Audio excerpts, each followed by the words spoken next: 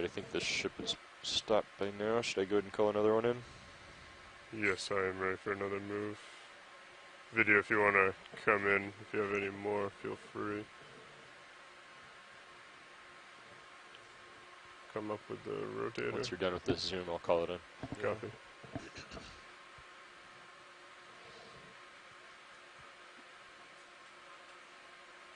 Okay. We've got a shrimp right down there and a couple octocorals around that urchin as well. You can see those tube feet moving along the seafloor, which is really awesome.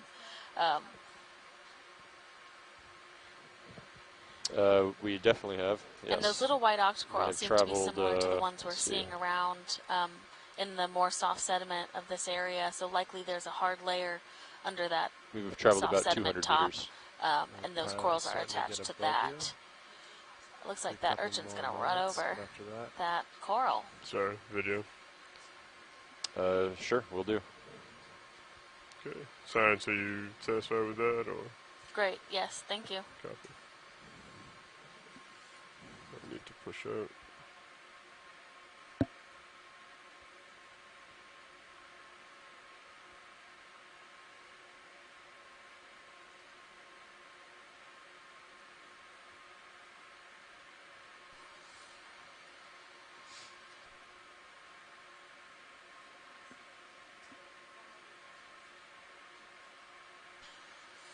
And Kenneth Sulek was able to chime in on the chat. He is formerly with USGS to let us know that that chimera was of the genus Hydrolagus. So thanks a lot, Kenneth.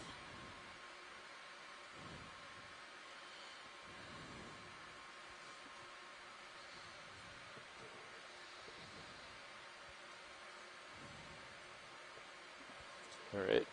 Once you push out ahead a bit, I'll call it in. Since we've been down for about an hour, if you're just joining us, my name is Alexis Weinig. I am a PhD candidate at Temple University, and I'm the bioscience lead for this leg of the cruise. I have a background in deep sea corals, and I'm currently working on a project that is a partner with OER called Deep Search, where we're also working to characterize this area all along the southeast coast of the U.S.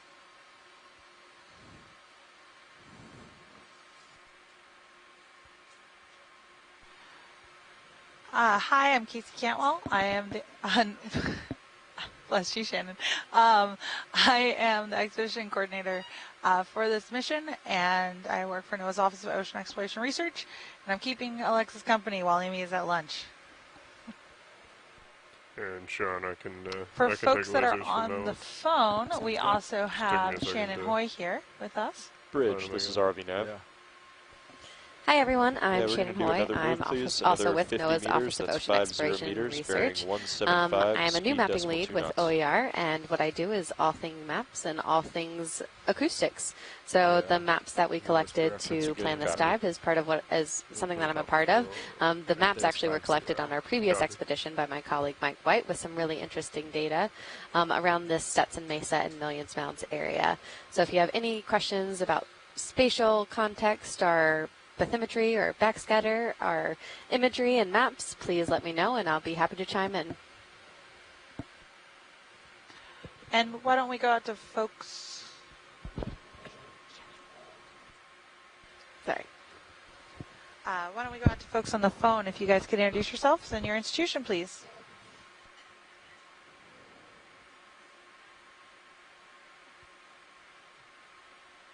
Hi, this is Tara Luke from Stockton University.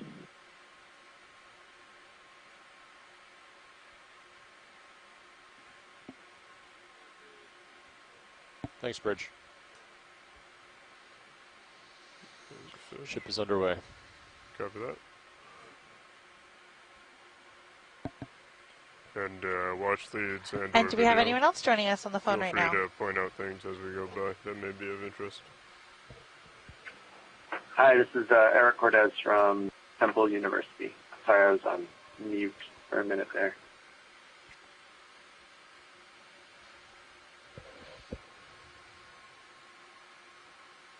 Thank you for joining us, guys.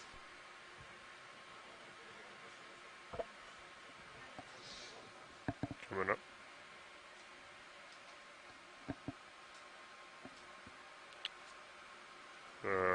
That's at -4. I think we normally have it lower than that, don't we?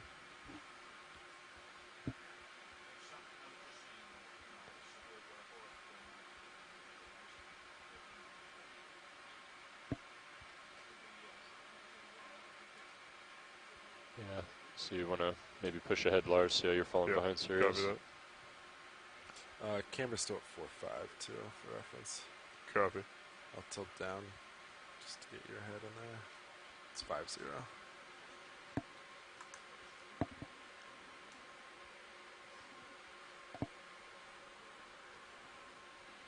Yeah, so I think what video is saying is that right now we're kind of looking off into the distance, and, it's not quite as useful video for the scientists as if you're looking down a little more and we can kind of survey. Okay, I thought you said that my camera was too far down, so I lifted it up. I'll bring it down. And you can, balance with whatever's comfortable for you piloting, but I think this looks good, where you can see ahead of you a little bit, but also video can keep an eye on things in the foreground. Okay.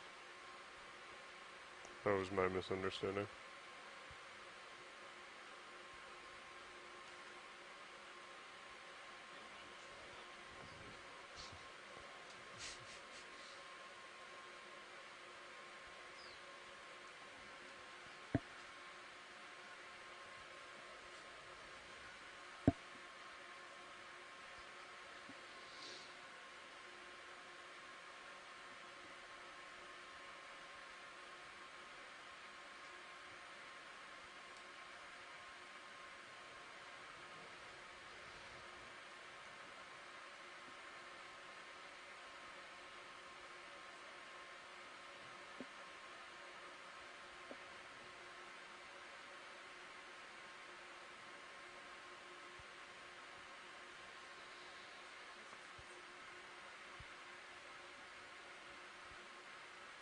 Is that swimming crinoid?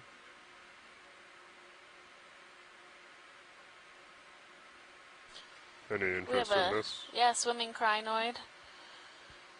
So this is an echinoderm that has its arms that are doing all that swimming, and then they can attach onto things as they need to with those, I wouldn't call them legs, but appendages at the bottom.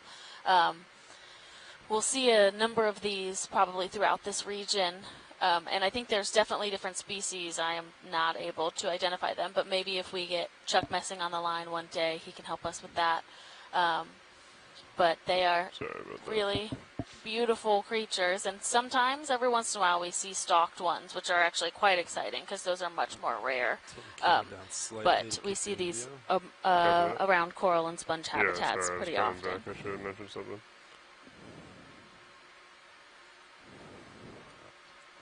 Looks like we have a fish over on the right as well.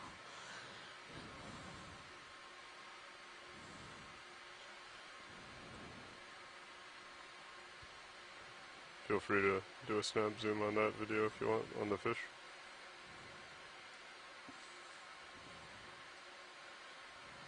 Toss lasers on for size. Great. Thank you, video and ROV.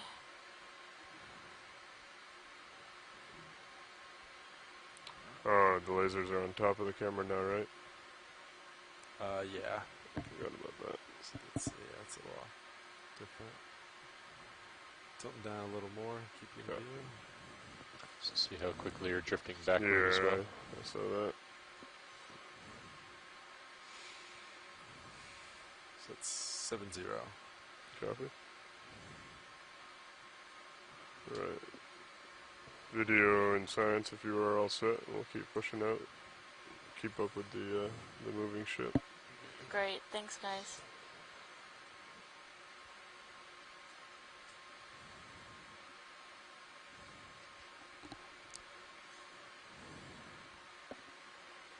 So we'll spend some of this kind of transit time while we do see, we have a number of organisms, which is exciting, but a number of them are repeating. So we'll go through some of the people we have on the science chat so that we can identify them and their institution and thank them for joining us today. So we have Adam Skarkey on our chat from Mississippi State, and Adam's been a big part of planning the seep dives, which will happen later in this cruise. So happy to have him on the line. And we have Adrienne Copeland, and she is with OER, and she is tuning in from the Silver Spring ECC, so Exploration Command Center, with a couple of her team today. Then we have Cheryl Morrison, who we heard from earlier. She was a science lead on the EX cruise that was out here last year, 1806, and she is working with the U.S. Geological Survey, and is also a part of our deep search team. Chris Wright is from GFOE, and thanks for tuning in, Chris. We have Elizabeth Frazier, and she is with NOAA as well. Ren, who we've heard from today, he is from NOAA and from the National Center, or National Coastal Ocean Sciences. Great, thanks. Center for Coastal Ocean Sciences, NCOS. NCOS. We have Eric Cortez tuning in from Temple University, and Herbert Levitt is an intern at NOAA this summer, so we're happy to have you participating with us. Hopefully get you excited about all this ocean exploration. Jill Burke is from USGS, so she is with the office in Gainesville, Florida. And John Reed is with FAU and Harbor Branch Oceanographic Institute.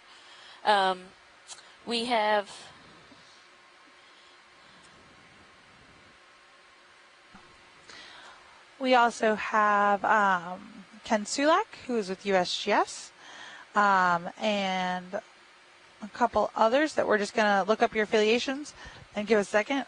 We have Megan McCullough, who is from North Carolina Museum of Natural History. Mike Vecchione, who is NOAA Fisheries as well as Smithsonian Institution in D.C. Mike Ford, who is from NOAA Fisheries. Nolan Barrett, who I believe is at the University of South Carolina.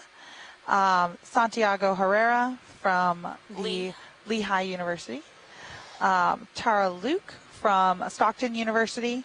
And a couple others that, if we've missed your name, we're just looking up your affiliation. Give us a second. Or feel free to chat us. We have Kevin Kosat, who I believe is from the University of Alabama. So we're excited to have all of you guys joining us today. Sounds good. I think we could do another move. Count another one in. Lars is good position. Thank you, Bridge.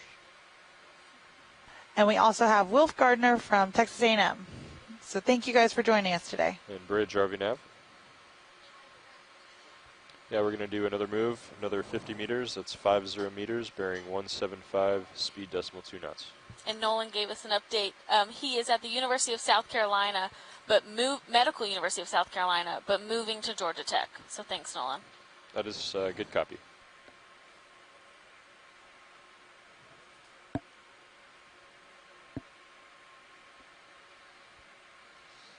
I'll stay around this area, co-pilot, until that move starts going. Sounds good. Seems like I'm getting close to the end of my leash. Yeah, so that's camera at 30. Let's leave a little bit more, but copy. I'll push out to this sponge colony.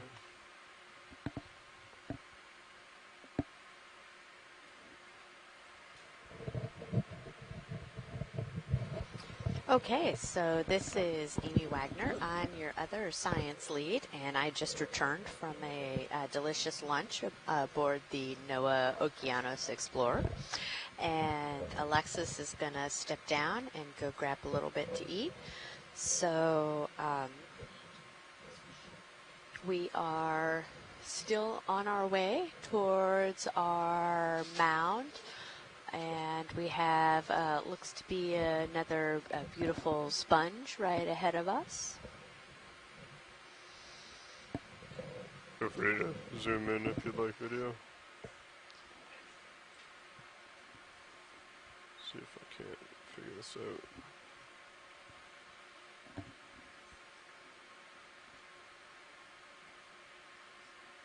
So then we have a bunch of small hydrocoral, it appears to be, and some octocoral around this as well.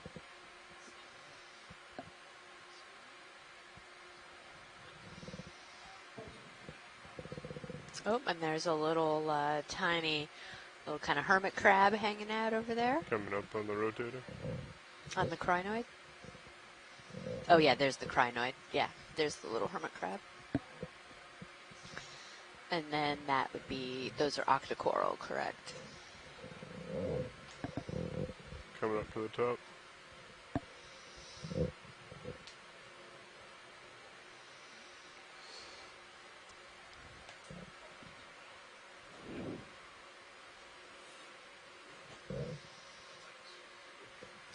Yeah, and, you know, we see a lot of this here that all of this dead coral rubble that we're seeing is great habitat for all of these other organisms that are living down here, the hydrocorals and the octocorals and the crinoids and all of these sponges, because all of these organisms are benthic. They need to be attached to something on the seafloor, so they don't do real well in just a sandy bottom. They need to have something that's a little heavier and a harder substrate to attach to, and then they just stay stationary and pull out their food from the current, which this is within the Gulf Stream, and so this is a great place for them to be because it's bringing a lot of food and nutrients to them in this region.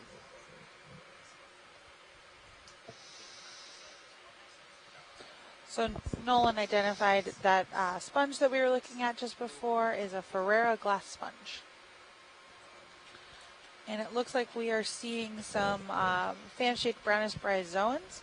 I want to get some zooms on those if we can. Is that at the bottom of the screen? I believe so. Actually, that is looks like a sea star at the bottom of your screen, but you can go ahead and zoom in on that too. Okay. Yeah. That. Come on in. Yeah, that's gonna. Coming down.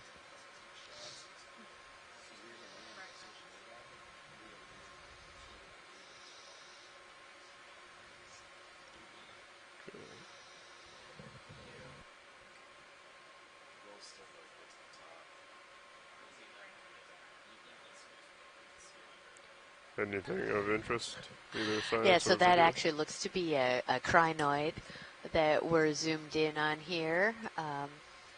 Again, another filter feeder that is able to pull out stuff from the water, but I believe, again, I'm not a biologist here speaking, but I believe that they can move around a bit and actually are predators. Go ahead, watch one.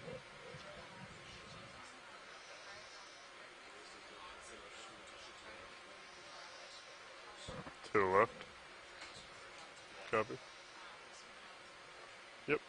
Got it. Go ahead and take zoom video. Okay. Coming down with the camera. And over more. Okay, and so what we're kind of trying to focus in on here is a small little fan-shaped bryozoan that Megan has pointed out to us.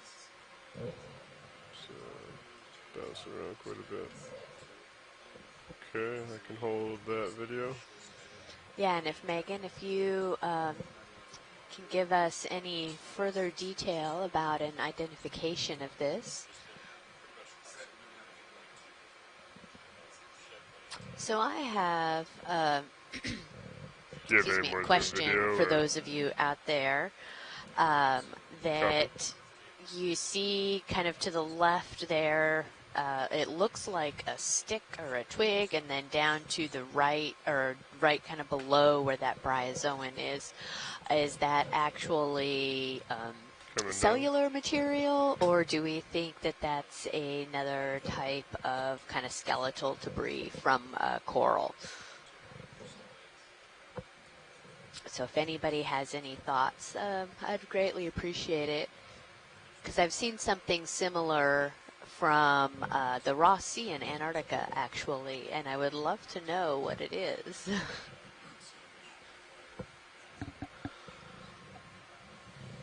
think you're drifting off screen here.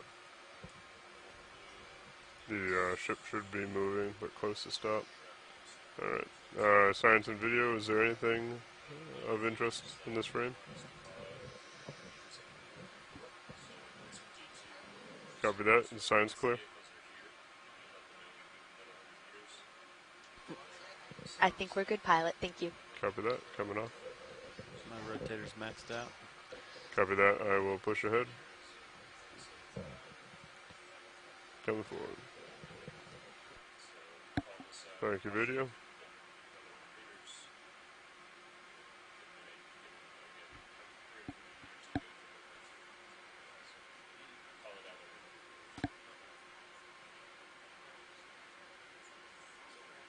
Now that ship move is done, completed. Looks like it's still moving. Copy. It should be done pretty soon.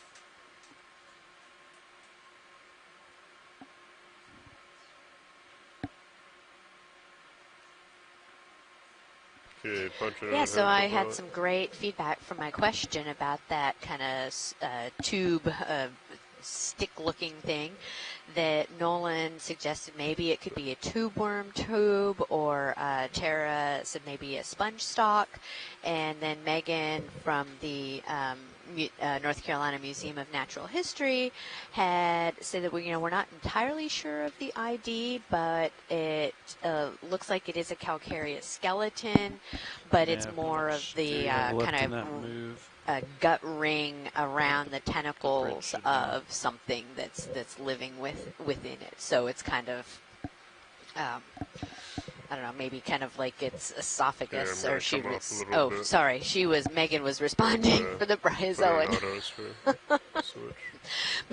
but yes, the for the little stick-shaped thing, the tube worm tube actually makes a lot of sense because they all are calcareous, and back to our bryozoan, which was the brown fan-shaped, that they bryozoans also form a calcareous skeleton similar to corals.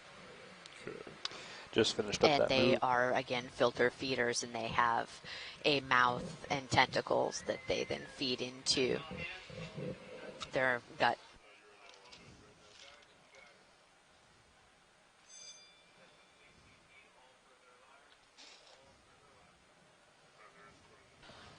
All right, for folks on shore, we're going to pause here for a second. We have a bit of a shift change while folks are coming in from lunch and some are switching out. So just bear with us as they get oriented and we begin our transit back up slope. And a little bit ago, we had been asked by John Reed from Harbor Branch if we were, so we're on the south side of the slope, and he was asking if we were going to explore the north side. Unfortunately, the currents here are really high, which is part of the reason we're going so slow right now. And we will not be doing the south side of the feature simply because it's not safe right now with the two-bodied system. But it's a great question. There definitely has been a lot of current up here. It took us a little bit longer than usual to launch today so that we could make sure that we had a safe position with all that current and the wind as well. We're going to wait until you come up a little bit. Copy. Yeah, you're 4 meters off so the ground. Amy, while they're switching. Watch leads, this is ROV nav. Well, the back of me is 4 meters. Yeah. Just wanted to let you know we finished up that last 100 meters and we'll be working on another. All right, for folks on shore, we have passed our 100-meter mark, and let me confirm how far that makes it. Go ahead.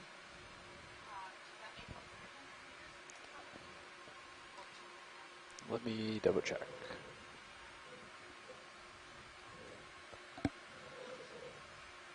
Check the craft, sagging a little bit. 200 meters. Probably sure hasn't been touched this All right, time folks yet. on shore, we have covered 200 meters now.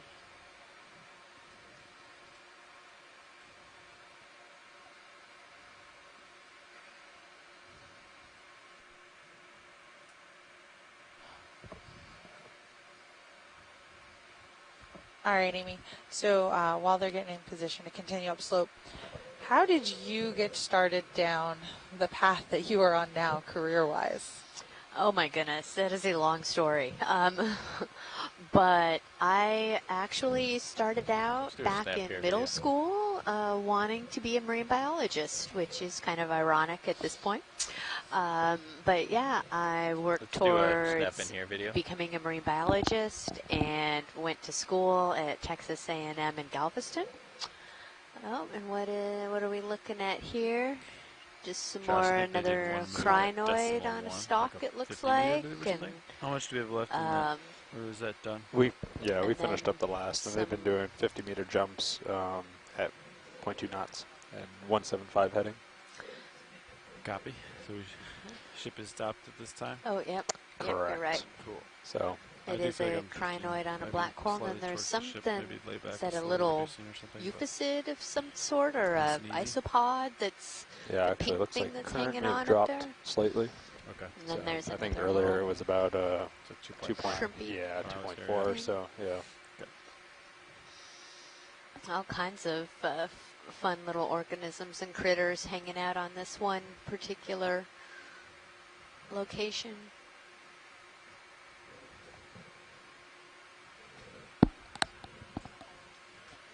All right, let's come on out.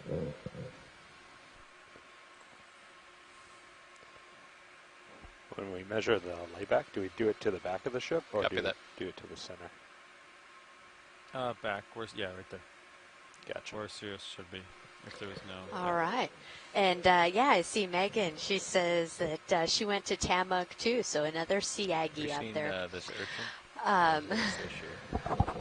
So yeah, so I went to. Oh, there's a little ray. Yeah, come on and in, lo and behold, though, I discovered that I really was more interested in kind of the processes associated with oceanography as opposed to just all of the identification. So I sort of went down that physical oceanographic route and geologic oceanographic route. And it's been a long and crazy road, but yeah, here I am, and I'm super excited. So I feel like this cruise, I get to just kind of explore all my different passions, even though I don't really know any of the scientific names of the things that I'm looking at yet. But after 21 days, I should be know a little bit more. You'll be an expert by then. That's right. Did you want to see more of that? And we just had someone else join us on the line. You want to introduce yourself?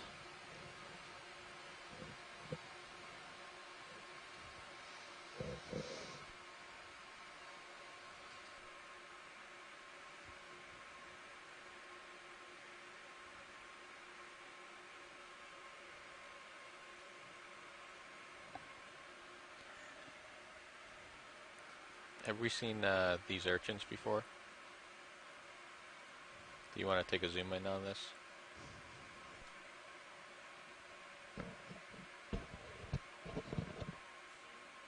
Okay.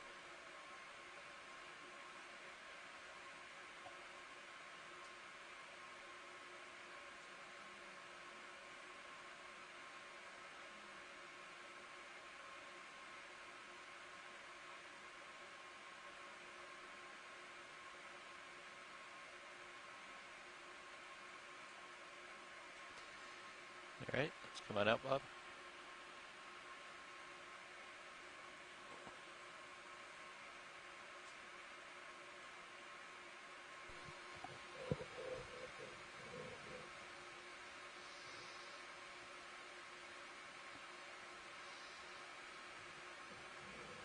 And so here it looks like we have some type of burrower that has been making a home in this soft sediment. Again, I'm not quite sure what this might be. Looks like we have maybe some tentacles or something sticking out, but I highly doubt that that he's going to poke their head out. Come on in, video. Well, it's a picnic going on. Hello, this is Chris Ma. Hi, Chris. All right, yeah, it looks like a little... I noticed you were just focusing on that white urchin, and I thought I would give you some info. I see you're looking at a another thing now, though. Yeah. So Hey, Chris, I'll would you hold on just 2 seconds while we try and take a look at what's in the hole, and then we can come back to you? Is that okay? Yep. Okay. Thank you. Yeah.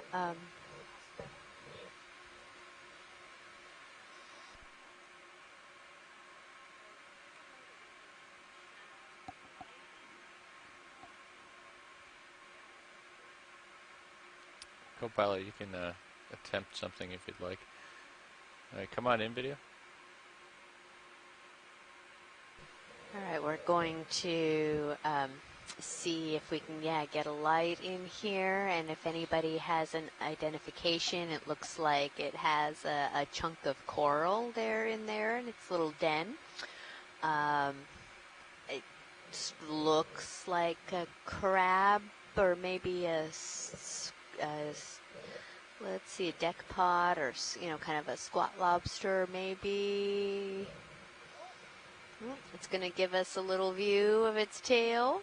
It's not very impressed with our light, I don't think. So Cheryl Morrison says it's a Pilocheles lobster, maybe, which sounds good. You're just off screen. I'm maxed out. All right, so I got to scoot. Yeah, just a little bit. Just do a, I think his head's poking out here. We can do a quick snap, and then.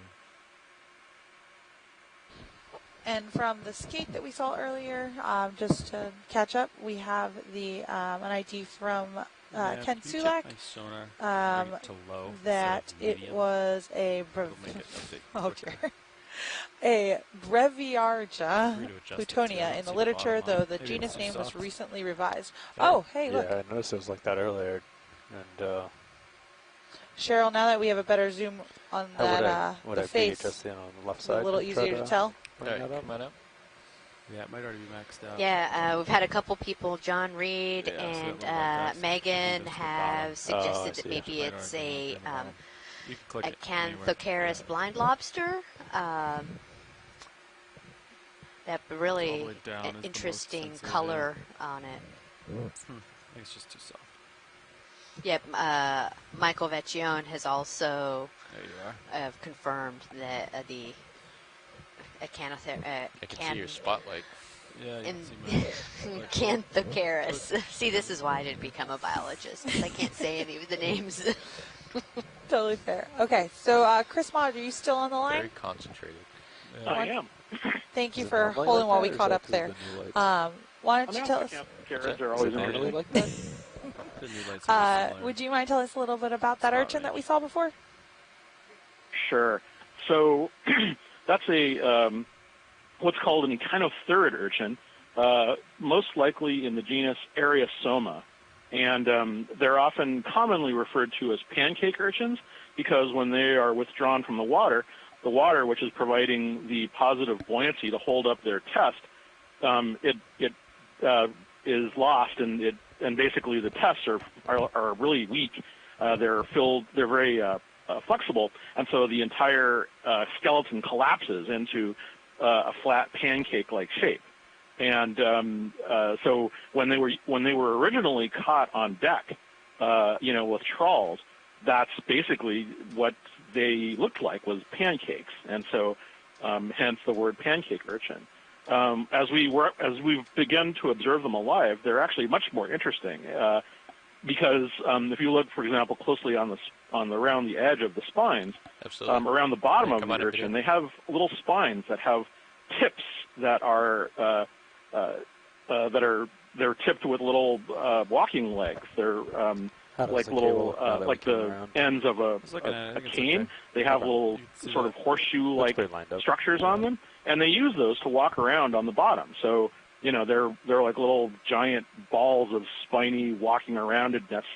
And these are descended from shallow, or at least related to, I should say, shallow water fire urchins. And I've often commented to my colleagues on Okeanos in the past that it's a good thing that I don't study these and I don't request any of them to be collected because they can often deliver a very painful and sometimes venomous sting from these spines. And depending on which group and how big they are, some of them can be quite painful and cause a very unpleasant numbing sensation.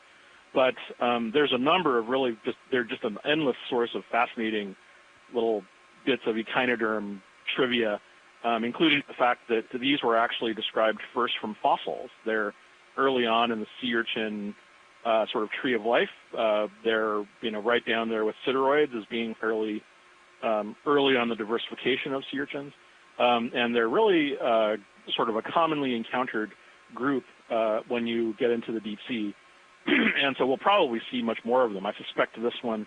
The ones that I've seen before are, I think, Areosoma fenestratum, but I need to have someone check me on that because it's obviously very difficult to identify these from pictures. But yeah, you can see those little white tips on the edges of the spines right around the edge, and those are the ones that are specially modified to move them around. And there are lots of tube feet and other things that one encounters in sea urchins as well.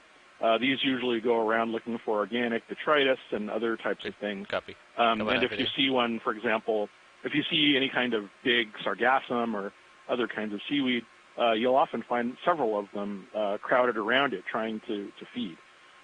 So really, it's one of my favorite animals, and you'll probably see at least 2 or 3 different kinds of echinotherids or pancake urchins as we proceed. I've also tweeted a picture of what a pancake urchin looks like on Echinoblog, which is my Twitter feed, so people can see what I'm talking about.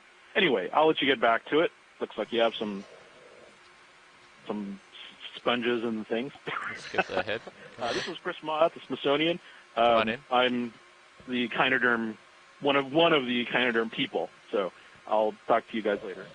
All right, great. Thank you so much, Chris. We really appreciate the insight and some of the back history. There's just a lot of these organisms have fascinating histories.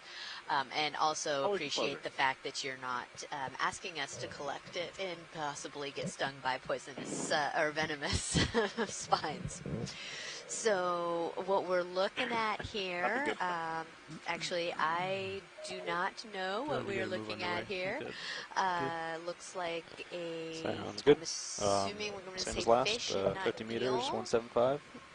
That's good to me. I think that goes uphill, right? Let's see. Yeah, that's the, looks like we're still headed. But, spot on for a lot of waypoint this 2. kind of very blue, purple, sort of iridescent coloring nestled in against coral rubble and some of those glass sponges that we were seeing earlier. You good with it, Josh? Yes. Same heading? Yes. Yeah. Let's see. Kenneth Bridges is already as he commented earlier that we missed. Like they get another move in. Same as last. Range 50 meters, bearing 175 degrees, speed decimal 2 knots. This guy is a little bit bigger, but they tend to shelter under some of those pancake urchins Good copy. that Thank we you, were Bridge. just talking about, and which gives them protection. Cheryl says that maybe it is a duckbill eel, so I was way off in saying that that I didn't think it was. There's also something kind of floating by off to the left there. So yeah, these are great identifications. We really appreciate them coming from the chat room. And we are trying to, there's just so much that we can stop and look at, but we are trying to make some headway and get up to our mound that we want to climb up to. So let's see, Kenneth has just mentioned that the heel, or the eel hiding under or within another sponge is a netastomid. So thank you for that, Kenneth. I believe, Kenneth, you're an emeritus USGS person, so we appreciate you logging in and spending your day with us.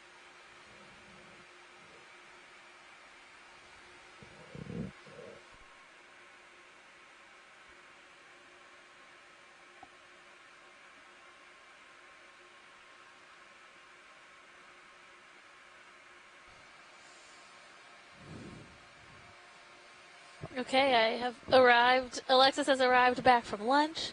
Did I miss anything super exciting, Amy?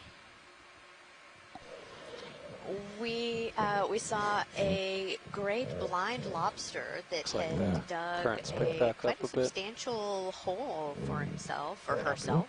Judging by ADCP. And yeah, well, that's through water, so now we're moving. Got some good footage now, right? of the lobster. Yeah. And Gotcha. yeah, just That would more explain that. of the same, lots of coral rubble and things You can look at living the within ADCP logging computer. within it. Okay, great. We're at a depth of about 770 meters now, so we have climbed about 30 meters. It's a relatively not steep slope, so we'll be kind of making this gradual way up. We're zooming in now on a, there's that big yellow glass sponge as well as an anthomastus, which is an octocoral. So they're sometimes called, now I can't remember the common name because now I just call them anthomastus. But they have those polyps that have the 8 tentacles around, and they'll retract those all the way. This yellow sponge, look at how intricate. Yeah, that is just... Mushroom coral. Thank you, Ren.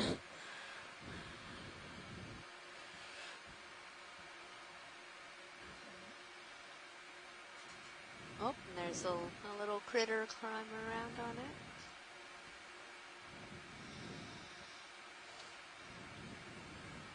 As you guys will pick up along the way, I love all the little teeny tiny copepod, krilly type critters. The students back home in my oceanography class probably get tired of me talking always about how fun and diverse the copepods and all of those guys are. I don't think any of us are going to get tired of that. So we do have some other corals in here. So those white octocorals, as well as some stylastrids, which are a different type of coral. So they don't have the same type of structure. So that it's right to the left of center, where it looks kind of branchy. That's a stylastrid coral, and we'll see them where it looks kind of like a scleractinian, but not quite. We'll see those pretty commonly, and they don't get very large in this region. They're just small little colonies.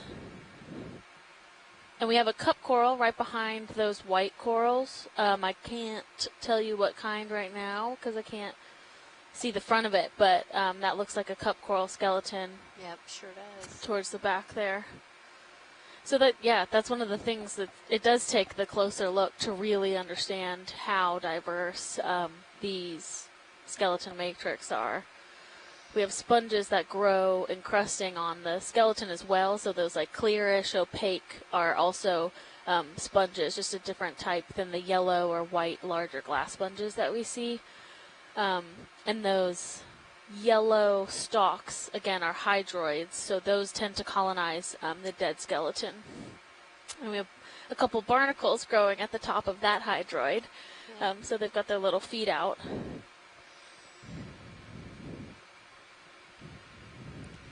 So what is that kind of, just down at the bottom of the frame, that sort of pinkish, pale pink kind of ball that's there? Is that another sponge, or that's right behind that white octocoral? So I think that is actually, I think that's a cup coral. Oh, okay. I think on the other side we would maybe see, I could be wrong, but I think we would see the opening of a cup coral there. And there's brittle stars, are all of those pink kind of arms you see sticking out.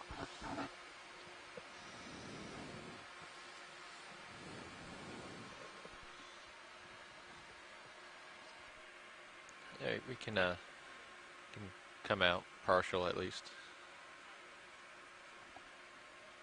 Go ahead.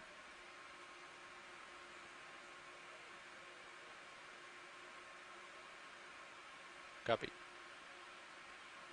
You've got a ship moving, correct, guys? Yeah. It seems like the ship's moving. My delta's increasing. So it seems like Sirius doesn't want to move. Yeah. So I have to pay out, otherwise I get too high right now. So I'm like paying out as we move forward, and I feel like I'm not moving very much. Maybe there's like a little bit of current up here that's like over the rise. You know what I mean? Okay, yeah, we so might we have run a couple into something. comments here that that So. white octocoral, Elizabeth Fraser has suggested that those would be a Swiftia. Maybe. And we Or will about try 40 to pick meters one of into those the up 50 maybe meters as too. we are moving our way up the mound later yeah, on. it's hard to say how much I've moved. And I don't think I've moved. then Nolan has suggested that those little white spiny puffballs that we were looking at, the kind of pale pinky Tracking things. looks really good though, hey? Or Especially no, sorry, the far away little from the white boat. puffy things are some type of desmo That's a good sponge, point. which I is think pretty it's great. better when we're farther away. We have a soft Yeah, bottom, the diversity and we're pretty shallow. you know, looking at it even from this high up, which isn't that far off the seafloor, it just looks like a bunch of sand and rubble. Until you and get out of just the as range you of get the- in there and zoom in and start like a looking at it, it's just 45-degree window, amazing is it? how much That's- is in That's a big window. the little I remember. tiny bit of rubble. I think we're at like 25 degrees right now, aren't we? 30.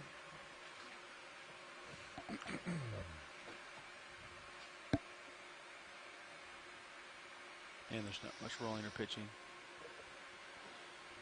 Very steady today. Very good ride.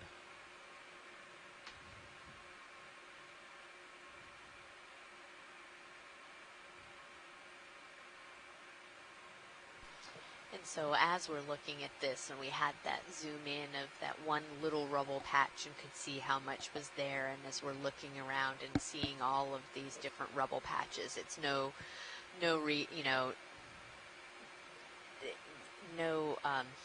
I can't even find my words.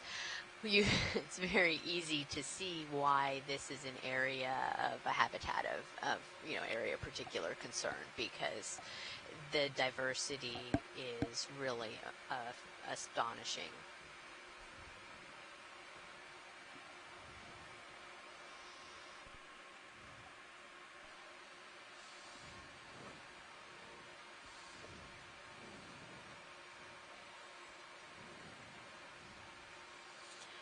Yeah, and we talked about hopefully being able to collect one of those white octocorals later on, and that can potentially be a target. What's nice, too, about these areas and where we have corals growing on dead coral with a bunch of other animals is hopefully we'll get a collection where we can get a couple animals with some type of, like with the skeleton, which is also useful for scientists to be able to look at that dead skeleton as well. Looks like it's still pretty far out. Let's do a partial here video. Okay. So yeah, that coral we're zooming in. Good copy. Thank you, Bridge. Yeah, it's all that. Looks like we have some bamboos to the left, Tony, as well as some primnoid corals, so the ones that look more like Sounds good. feathers Pilot, you good? Yep. are likely primnoa, but potentially a different type of, likely plumerella, but potentially a different type of primnoid. We have a small cup coral right there on the left as well.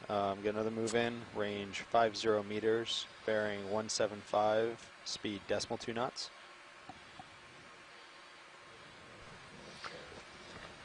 And did we decide that that is Lophelia? Is that correct? Although the white scleractinian?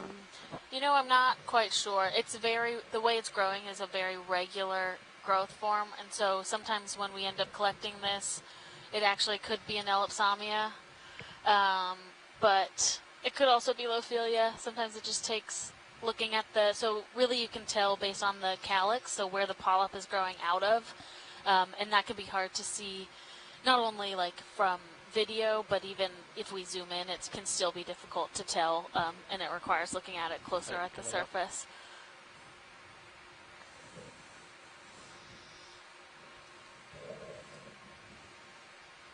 Great, thank you, Alexis.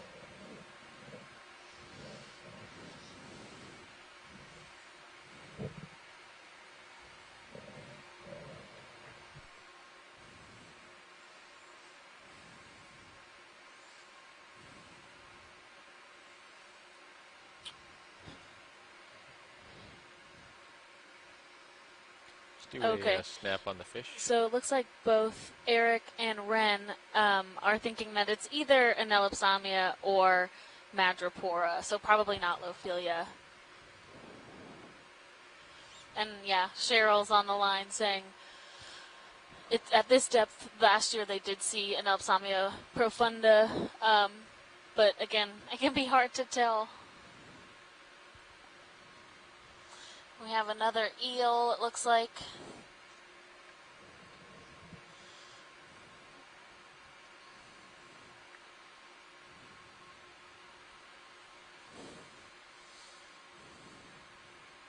One of those Synaphobranchid cutthroat eels, I believe.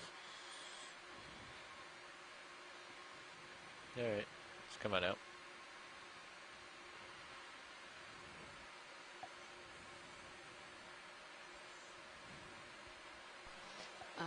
Either that or it could be one of those juvenile cusk eels that we had seen earlier. Kenneth had identified those as a netastomid, I believe. We have reports that the hydraulic motor enabled itself. But I haven't seen it yet. Okay. Keep an eye on it.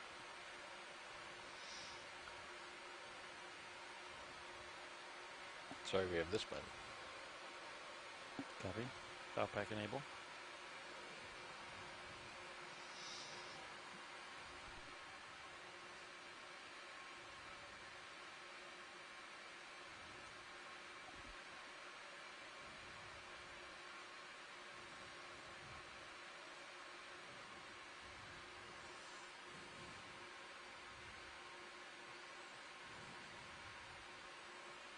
Comps look good.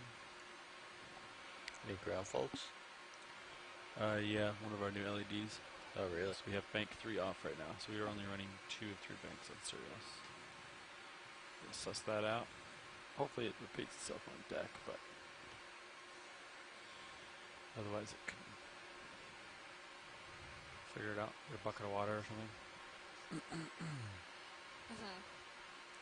Topside bender's only reading 20 mega ohms, which is weird. With our mega, we're reading like 280, 280. So I don't know if something happened or if just this bender is deciding doesn't want to measure. Yeah. Yeah, you can see the rubble is starting to get a little more dense as we move up this feature. So that's, again, indicative of hopefully more live coral as we get to the top. But we are seeing, anytime you see those white branches coming off of those hard skeletons, or sorry, off of the hard corals, those are live tissue. And we did have some snap zooms earlier to look at those polyps where you can really see the tissue of that live organism. Looks like we have a crinoid we're passing over.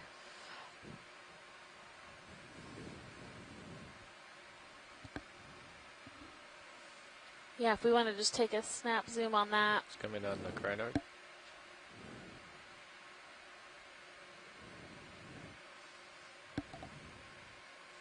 Great, thank you. So it can be confusing because sometimes they grow on these stalks, but the stalk itself is a hydroid, and then the crinoid is just attached to it with its cirri, which is, thank you, Nolan, for earlier pointing out what those kind of feet features are called.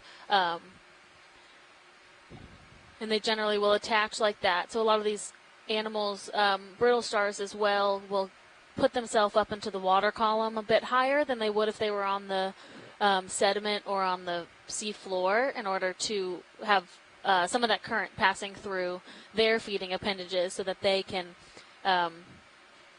capture more of those smaller organisms that are in the water to feed. Great. Thanks, pilot and video. Right, coming up.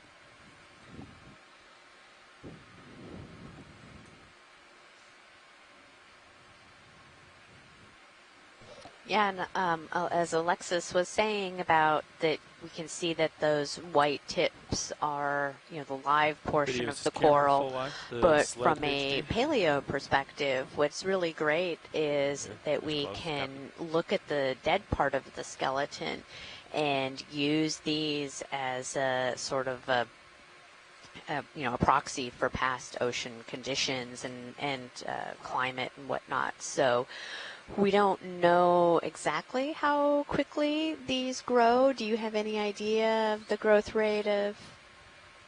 So for these hard scleractinians, it's not super fast. So a couple centimeters a year, maybe. Well, let's see. The tropical corals are usually 1 to 2 centimeters per year, and those are with the zooxanthellae. So do you think that these grow that quickly as well? It depends on the where you are. Really? Okay. Yeah. So some of them actually can, and then others it is much slower. So especially octocorals and black corals are very slow growing, but the scleractinians can actually have a higher growth rate. Even at depth. Yeah. Okay. So a lot of what's important for scleractinian growth is calcium carbonate formation. So what the alkalinity is of the water, what the pH is. Yep. And exactly. So the higher the alkalinity, generally, the more growth you'll have in an area. So that's why there's a lot of these multidisciplinary studies that go on, do water sampling as well as biosampling and geosampling so that we can understand the conditions that those corals are living in. Yeah, absolutely. And that's really important to try to characterize the modern conditions so that then we can understand what the skeletal material is actually a proxy for in the past. So you see on the skeleton to the left, there's a bunch of little white corals. So those are cup corals that are growing on the dead skeleton. And then that looks like a bamboo coral, the octocoral that's right there. So so those are bamboo. Oh, maybe not. No. Yeah, so these are bamboo, so you can see. Oh, they are, yeah. If Nav or video, if we can kind of zoom in a little bit on just about another meter or two probably. Right in there and just down on the lower part. I know you're kind of bouncing around probably with the current a little bit. There we go. That's awesome. Yeah, so you can see the nodes and the inner nodes why they're called bamboo corals is it looks like bamboo where you have those nodes in between that are actually proteinaceous, and then you have the calcium carbonate part of the skeleton, the white part, where you have where it's made of calcium carbonate. Thank you, Bridge. But just finished the move. Those are known as Isididae. The family is Isididae. They are hard to ID past family, so I'll generally just go with bamboo and come on out. Leave the further identification to the experts. Yeah, and then it looked like I saw a small little anemone in there somewhere. Is there any way we can take a zoom in of that white coral bunch that's right at the peak there for a second? Are we, is that the same, or is that something different? It looks much more densely packed. Come on in, video.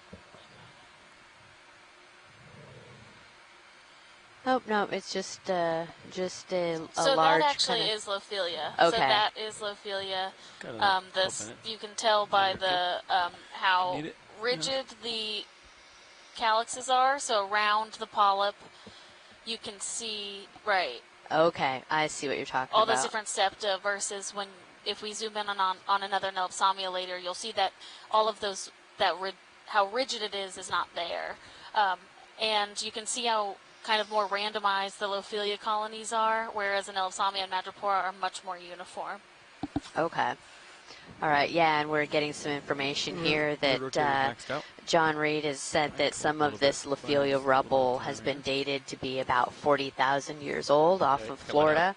But they actually are pretty fast growing, a growth rate of 1 centimeter per year. So that those corals of that age would not have been continuously growing for that entire time, obviously, but some of the rubble within there. Watch lead. This is ROV Nav. And a little bit of a geologic context of that is, 40,000 years ago. We just finished another 100 meters. The last glacial maximum was around, 18 to 20,000 years ago, so during a cold period. So this is a beautiful octocoral. Okay. contours are pretty close, looks like. He's at 756, right on 755, right? Or 760. Right. It's coming out